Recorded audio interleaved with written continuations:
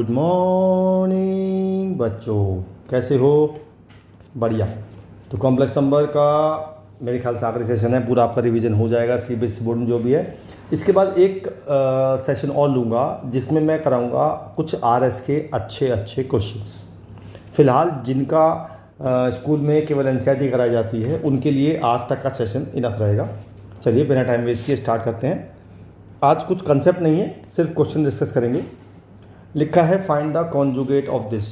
देखिए दो तरीके हैं करने के इसको। पहला तरीका तो ये होता है कि अगर बहुत सारे कॉम्प्लेक्स नंबर मल्टीप्लाई डिवाइड में हो और मुझे उसका होल कॉन्जुगेट निकालना हो तो मैं उनका अलग अलग कॉन्जुगेट करके बाद में मल्टीप्लाई कर सकता हूँ, या पहले मैं इस पूरे को सॉल्व कर लूँ, जो आएगा उसका दोबारा कॉन्जुगेट कर दूँ, उससे भी आंसर सेम आएगा। तो मैं पहले इस पूरे को सॉल्व कर रहा हूँ, उसके बाद होल कॉन्जुगेट करूँगा। क्या है, क्योंकि सब इस पूरे में ज़्यादातर वही कराते हैं, इसलिए मैं वही कर रहा हूँ। ठीक है जी। चलिए पहले ऊपर के ऊपर मल्टीप्लाई करते हैं। 3 × 2 6 plus 9i minus 4i minus 6i square. नीचे भी मल्टीप्लाई कर देते हैं। 2 minus i plus 4i minus 2i square. I square की वैल्यू होती है -1, तो 6 ये प्लस हो जाएगा, +6, और इन 9 में से 4 गए, 5 बचेंगे। इसी तरह से 2 और ये +2 हो जाएगा तो 4 हो जाएगा, और ये बचेंगे प्लस के 3i, तो ये बच गया 12 + 5i अपॉन 4 + 3i। अब मैंने आपसे कहा था नीचे रूट नहीं छोड़ने, मतलब नीचे i नहीं छोड़ने का है, तो मैंने ऊपर नीचे 4 - 3i से मल्टीप्लाई डिवाइड कर दिया। अब इसको सॉल्व कर लेते हैं जी। ऊपर फिर मल्टीप्लाई करते हैं। 12 चौक 48 minus 36i plus 20i minus 15i square, और नीचे आ गया, नीचे लगा दिया मैं direct a + b into a - b, यानी कि a square minus b square. अब ये जो आई स्क्वायर है ये फिर से +15 हो जाएगा, तो 48 + 15 63 हो जाएगा, और इसमें से इसको माइनस कर देंगे, माइनस के 16i बचेगा, और नीचे आ जाएगा 16 + 9, यानी कि ये आ गया 63 - 16i अपॉन 25। ये मेरी, अगर मैं इसको z मान लूँ तो ये मेरी z की वैल्यू आ गई। लेकिन मुझे तो कॉन्जुगेट निकालना है, मुझे z बार निकालना है, तो मैंने इसका बार निकाल लिया, और जब नीचे तो i है ही नहीं, जब मैं इसका बार निकालूंगा तो केवल ऊपर का साइन चेंज हो जाएगा और कुछ नहीं होगा, बस ये आंसर आ गया। ठीक है भाई, इस क्वेश्चन में है कुछ नहीं, बस कैलकुलेशन मिस्टेक हो सकती है। अगला क्वेश्चन देखते हैं। लिखा है अगर x + iy गिवन है और मुझे x² + y² निकालना है। इसके भी दो तरीके होते हैं। पहला तरीका, मैं आपको दोनों बता रहा हूँ, जो आपको अच्छा लगे वो शूट कर लेना। चलिए पहला तरीका तो ये है कि मैं राइट हैंड साइड पे रैशनलाइज कर देता हूँ, यानी कि ऊपर नीचे a + ib से मल्टीप्लाई डिवाइड। ऊपर तो मल्टीप्लाई हो जाएगा, तो a² + b² + 2iab, नीचे हो जाएगा a² - i² b²।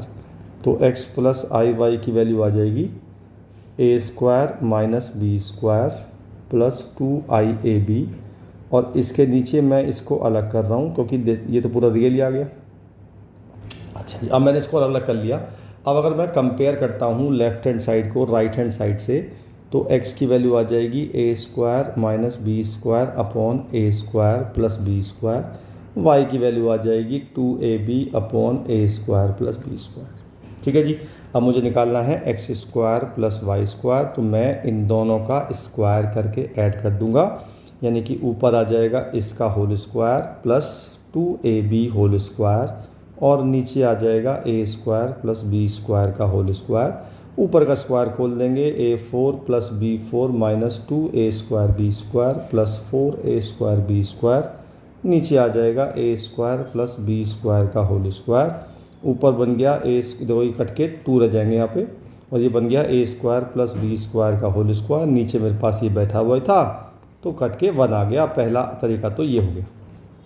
आपको तो लग रहा है लंबा है, मुश्किल है, छोड़ो, इस तरीके से नहीं करते हैं हम क्या करते हैं, हमें देखो x plus i y given है a plus i b upon a minus i b. तो एक प्रॉपर्टी बता दूँ मैं आपको, अगर बहुत सारे कॉम्प्लेक्स नंबर मल्टीप्लाई डिवाइड में हैं और मुझे मॉड निकालना है, पहले तो उसमें मॉड क्या होता है, किसी भी कॉम्प्लेक्स नंबर का याद कर लो, कहीं भी ये नोट कर लो कि मेरे पास अगर मॉड के अंदर a plus minus i b है तो इसका जो मॉड होता है वो होता है under root A square plus B square. हमेशा प्लस आता है बीच में, चाहे यहाँ पे चाहे प्लस हो चाहे माइनस हो, यहाँ भी चाहे प्लस हो चाहे माइनस हो, हमेशा प्लस ही आएगा।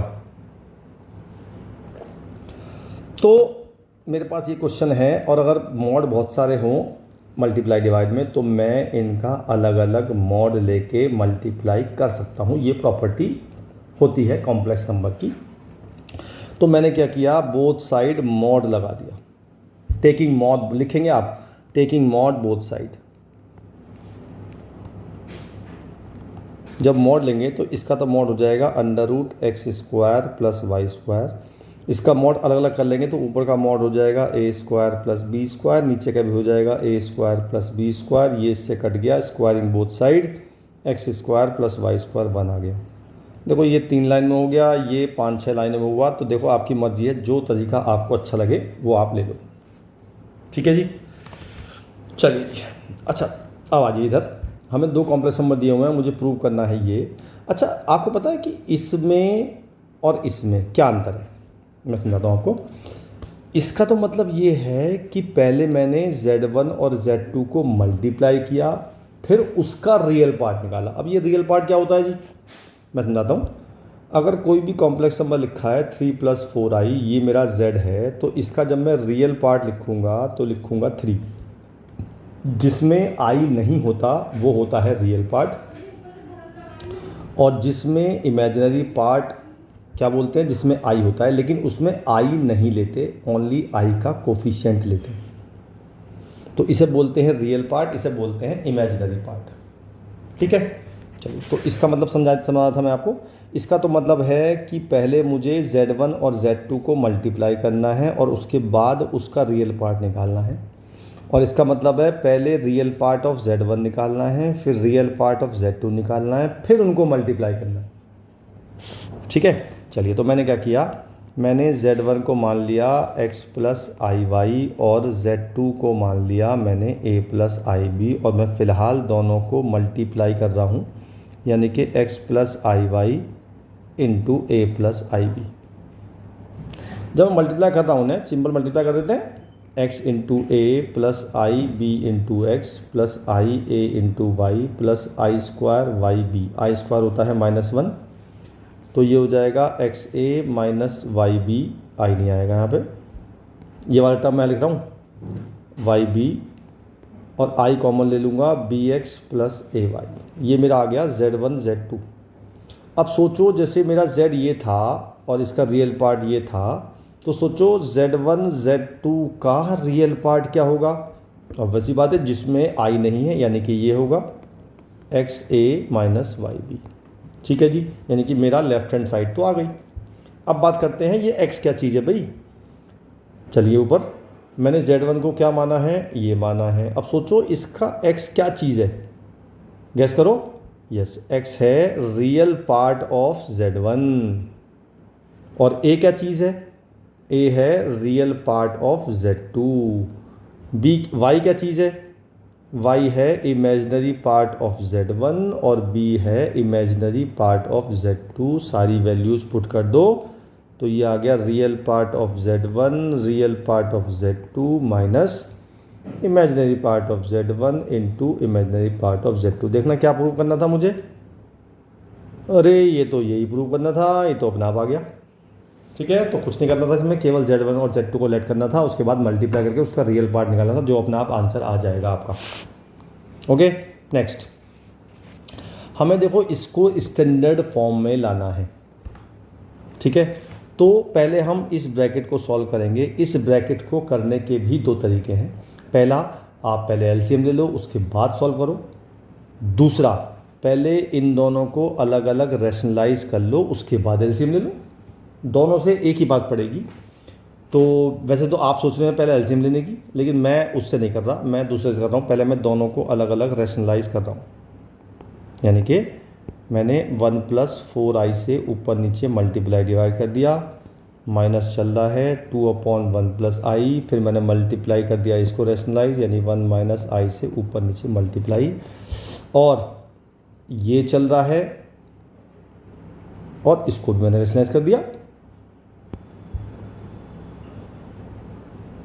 चलिए जी आगे चलते हैं। अब हम इसको मल्टीप्लाई करते हैं भाई। इसको मल्टीप्लाई क्या आएगा, देखिए a² - b² यानी कि 1 - 16i² यानी कि 17 आ जाएगा।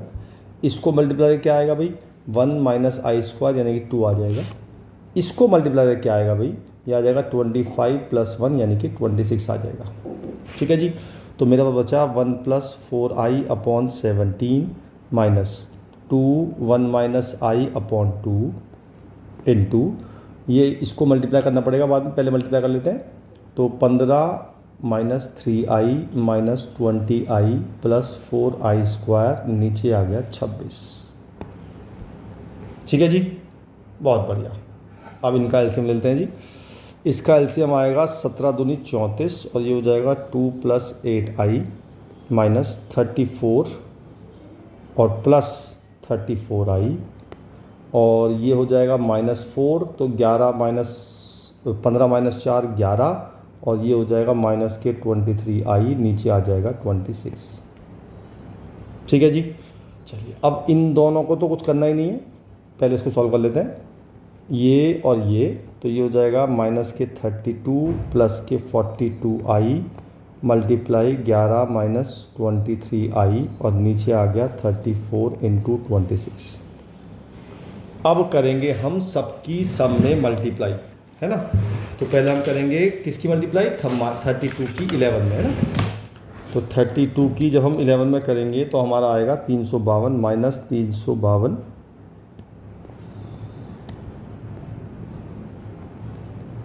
अब करेंगे 32 की 23 में, 32 की 23 में, तो ये आ जाएगा प्लस के 736i प्लस 42 की करेंगे अब 11 में, तो ये आ जाएगा 462i माइनस, अब 42 की करेंगे 23 में, तो ये आ जाएगा 966i²। नीचे फ़िलहाल ऐसे छोड़ देते हैं। अब ये i² हो जाएगा, ये जो प्लस 96 हो जाएगा, है ना, उसमें से हम 352 माइनस कर देंगे, तो मेरा बचेगा 614, और इन दोनों को ऐड कर देते हैं, यानी कि 736 प्लस 462 जब ऐड करेंगे तो ये आ जाएगा प्लस 1198i, नीचे आ जाएगा 34 × 26। मेरे ख्याल से 2 कट रहा है कॉमन लेंगे, तो ऊपर से 2 कॉमन लेंगे तो बचेगा 307 प्लस, और यहाँ बचेगा 599i, और नीचे हम इसे काट देंगे 34 से या 20 किसी से भी काट दो, बस ये मेरा आंसर आ गया। ठीक है, हमें इसको लिखना था केवल सिंपल फॉर्म में। ओके, नेक्स्ट हमें निकालना है ये, और हमें Z1 और Z2 गिवन है। तो मैं क्या करता हूँ, सिंपल Z1 और Z2 की वैल्यू पुट कर देता हूँ यहाँ पे। तो 2 - i प्लस Z2 की वैल्यू 1 + i + 1, नीचे आएगा Z1 2 - i -1 - i + 1। इसका मॉड निकालना है, इसको सॉल्व करते हैं। i से i काट दो पहले, तो ऊपर तो आ गया 4, नीचे आ गया 1 से 1 कट गया 2 - 2i। ठीक है जी, ऊपर से नीचे से 2 कॉमन लेते हैं और 2 से काट देंगे, तो 2/1 - i बच गया। अब ऊपर तो i है ही नहीं, तो मॉडुलस का फ़ायदा ही नहीं है, तो नीचे मॉडुलस लगा दिया मैंने। अब मैंने आपको मॉडुलस का फॉर्मूला बताया था, अगर मैं इसका मॉड निकालता हूँ तो आएगा √1 + 1 यानी कि √2, मैंने यहाँ पुट कर दिया 2/√2। तो ऊपर नीचे रेशनलाइज कर दोगे तो मेरा आ जाएगा 2√2/2, 2 से 2 कट गया, आंसर आ गया √2। ये अलग है ना, ये केवल इसका मॉड निकाला मैंने, इसका भी √2 आया और इसका आंसर भी √2 ही आया है। आसान क्वेश्चन था, कुछ नहीं करना था, वैल्यू पुट करनी थी बस। लिखा है find the real number x and y if this is the conjugate of this, यानी कि this number is the conjugate of this. ठीक है, तो अगर ये इसका कॉन्जुगेट है, यानी कि मैं अगर इस पूरे को एज इट इज़ लिखूँ, ये is equal to conjugate of this, मेरे हिसाब से ये मतलब इसका कॉन्जुगेट करना है, and that should be equal to this, और मुझे एक्स वाई निकालने हैं। ठीक है जी, तो पहले इसका कॉन्जुगेट कर देते हैं, इसको ऐसे ही रखते हैं, तो ये हो जाएगा -6 + 24i। अब मुझे एक्स वाई निकालना है। फिर दो तरीके आ गए। पहला तरीका, आप इन दोनों को मल्टीप्लाई करो देन कंपेयर, पर वो लंबा पड़ेगा। मैं सोच रहा हूँ कि इसको नीचे ले आते हैं, तो x - iy = हो जाएगा -6 + 24i अपॉन 3 + 5i।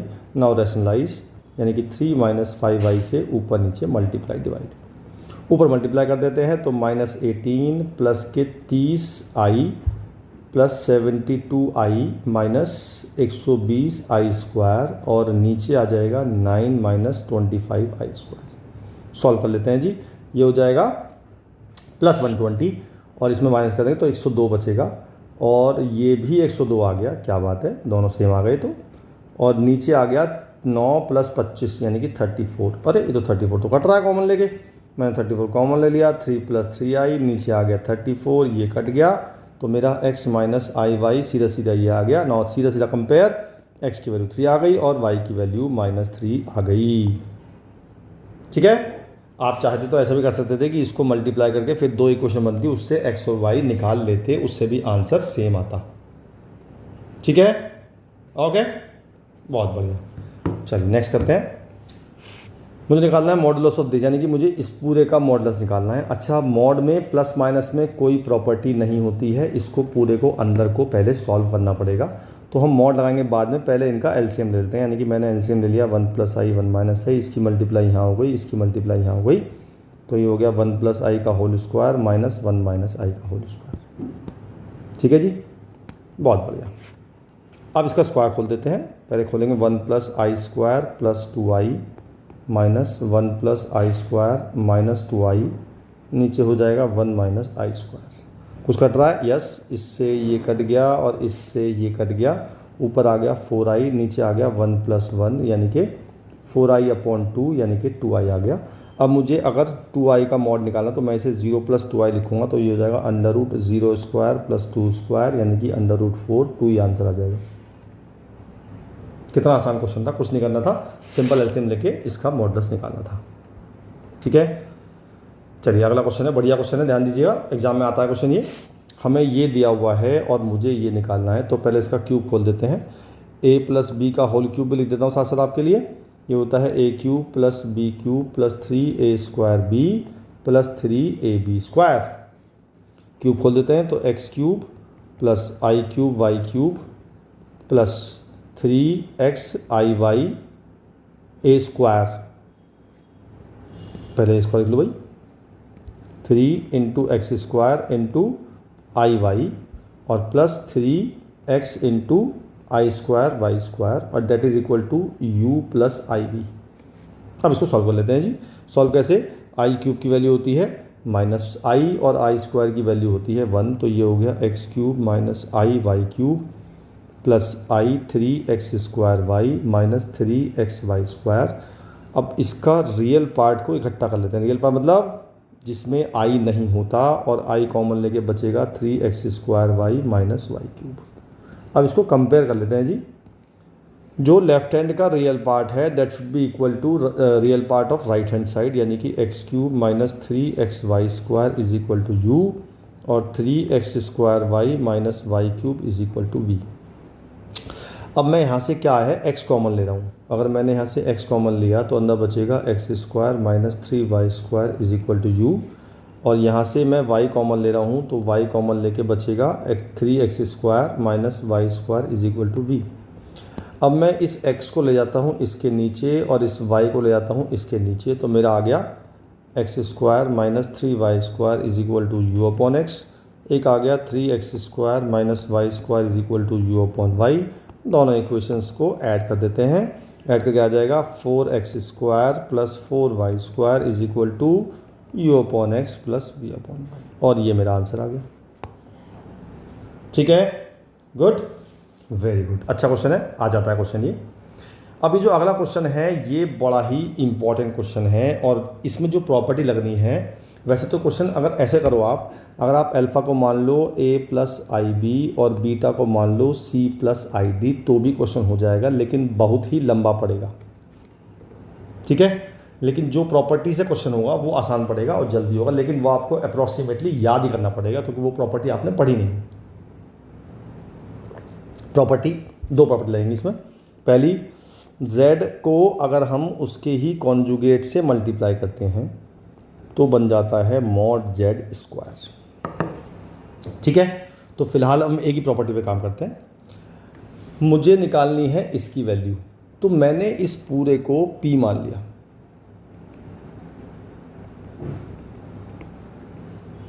और मैंने कर दी स्क्वायरिंग बोथ साइड। अब सोचो इसकी शक्ल इससे मिल रही है, अगर मैं इसके अंदर पूरे को z मान लूँ तो मैंने लगा दी उल्टी प्रॉपर्टी, यानी कि इसको मैंने ये लिख दिया, तो ये हो जाएगा z है beta minus alpha upon 1 minus alpha bar beta into इसी का कॉन्जुगेट। और मैंने बताया था भी आपको, जब z1 अपॉन z2 या मल्टीप्लाई होता है और इनका होल कॉन्जुगेट होता है तो उनको अलग अलग कॉन्जुगेट हम कर सकते हैं। तो मैंने इसका अलग अलग कॉन्जुगेट कर दिया, beta minus alpha upon 1 minus alpha bar beta minus alpha का कॉन्जुगेट अलग और 1 माइनस अल्फ़ा बार बीटा का कॉन्जुगेट अलग। जब ऊपर का कॉन्जुगेट करेंगे तो कुछ नहीं होगा, कॉन्जुगेट अलग अलग डिस्ट्रीब्यूट हो जाएगा, यानी कि बीटा बार माइनस अल्फ़ा बार। और जब यहाँ करेंगे तो 1 का कॉन्जुगेट तो 1 ही होगा और अल्फ़ा बार का कॉन्जुगेट फिर से अल्फ़ा हो जाएगा और बीटा में बीटा बार लग जाएगा। ये आ गया टोटल कॉन्जुगेट। अब मल्टीप्लाई करनी है सिंपली, तो ऊपर के ऊपर मल्टीप्लाई करते हैं इन दोनों की इन दोनों से, ये बार नहीं है, तो बीटा इंटू बीटा बार minus alpha bar beta minus alpha beta बार प्लस अल्फ़ा अल्फ़ा बार, नीचे आ गया 1 माइनस अल्फ़ा बीटा बार minus alpha bar beta plus alpha alpha bar beta beta बार। ठीक है जी। अच्छा, अब मैंने आपको बताया था कि z इंटू जेड बार मॉड z स्क्वायर होता है। तो इसका मतलब ये क्या हो गया, ये हो गया मॉड बीटा का स्क्वायर, ये ऐसे ही रखा मैंने, ये भी ऐसे ही रखा, और ये हो गया मॉड अल्फ़ा का होल स्क्वायर। ये हो गया, ये ऐसे हो गया, माइनस अल्फ़ा बार बीटा हो गया प्लस अल्फ़ा का स्क्वायर मॉड बीटा का स्क्वायर। अब क्वेश्चन में हमें गिवन है मॉड बीटा की वैल्यू 1 है, तो मैंने मॉड बीटा की वैल्यू 1 रख दी, तो 1 minus alpha bar beta minus alpha beta बार प्लस अल्फ़ा स्क्वायर। ऐसे ही यहाँ बच गया 1 minus alpha bar beta minus alpha beta बार प्लस अल्फ़ा स्क्वायर। ये तो पूरा सेम आ गया, तो ये पूरा कट गया। इसका मतलब पी स्क्वायर की वैल्यू 1 आ गई, तो पी की वैल्यू भी 1 आ गई। तो मेरी इस पूरे की वैल्यू 1 आ गई क्योंकि मैंने इसको p माना था। ठीक है,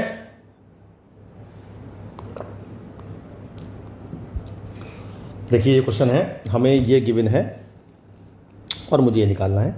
तो ये तो आसान है, तो आपने क्या करना है, बोथ साइड इसका मॉडुलस ले लेना है।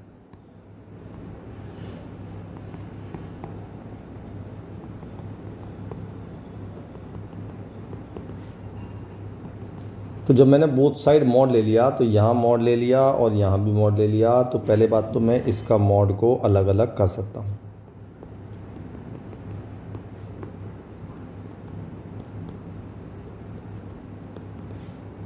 और इसका मॉड हो जाएगा under root A square plus B square. ठीक है जी। अब इसका मॉड खोल देते हैं, तो इसका हो जाएगा under root A square plus B square, इसका हो जाएगा under root C square plus D square, इसका हो जाएगा under root E square plus F square, इसका हो जाएगा under root G square plus H square, इसका तो हो गया A square plus B square under root का दोनों तरफ स्क्वायरिंग कर देते हैं बोथ साइड, तो हमारे सारे रूट ख़त्म हो जाएंगे और वही आ जाएगा जो मुझे प्रूव करना है। सिंपल। ठीक, देखो यही आ गया ना, यही प्रूव करना था हमें। सिंपल क्वेश्चन, आसान क्वेश्चन था बिल्कुल। चलिए अगला करते हैं। अगला है, ये निकालना है मुझे लीस्ट वैल्यू ऑफ m निकालनी है। तो मैंने क्या किया, इस m को तो मैंने ऐसे ही रहने दिया और जो अंदर लिखा था मैंने उसको रैशनलाइज कर दिया और इक्वल टू 1 दे रखा है। ठीक है जी। अब हम इसको सॉल्व कर लेते हैं। ऊपर तो हो गया स्क्वायर, नीचे हो गया A square minus B square.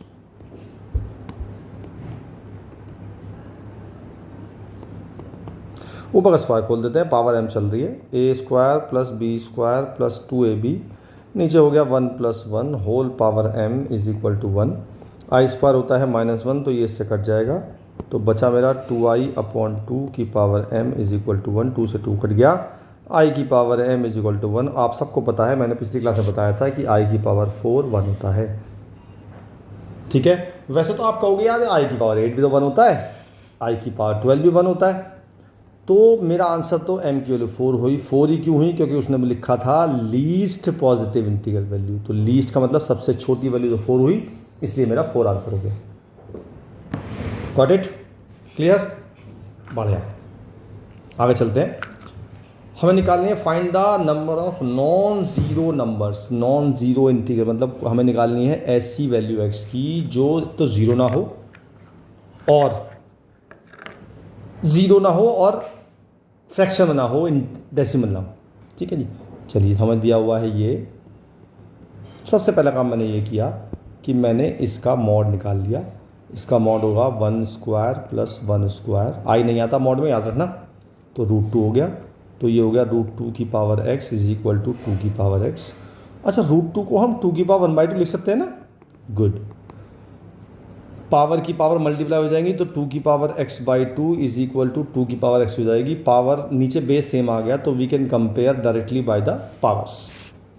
अच्छा जी, अब मुझे x निकालना है, तो मैंने x में से x/2 माइनस कर दिया, तो x/2 is equal to 0, x की वैल्यू 0 आ गई। जब x की वैल्यू 0 आ गई तो क्या किया मैंने? सिंपल, उसने मुझसे पूछा था नॉन ज़ीरो और मेरी केवल a की वैल्यू आ रही है 0, इसका मतलब there is no real solution of x, no real non zero integral solution of x, no solution. ठीक है, तो ये आपका कॉम्प्लेक्स नंबर फिनिश हुआ। बस आपको रिवीजन करना है एक बार बढ़िया से करके, और कुछ क्वेश्चन कल कराऊंगा मैं, जो अगले क्लास में कराऊंगा, वो इंपॉर्टेंट क्वेश्चन होंगे सारे, जो अच्छे अच्छे क्वेश्चन होंगे सारे कराऊंगा, उससे क्वेश्चन आ जाते हैं। ठीक है जी, फिर मिलता हूँ नए टॉपिक के साथ, तब तक के लिए बाय बाय।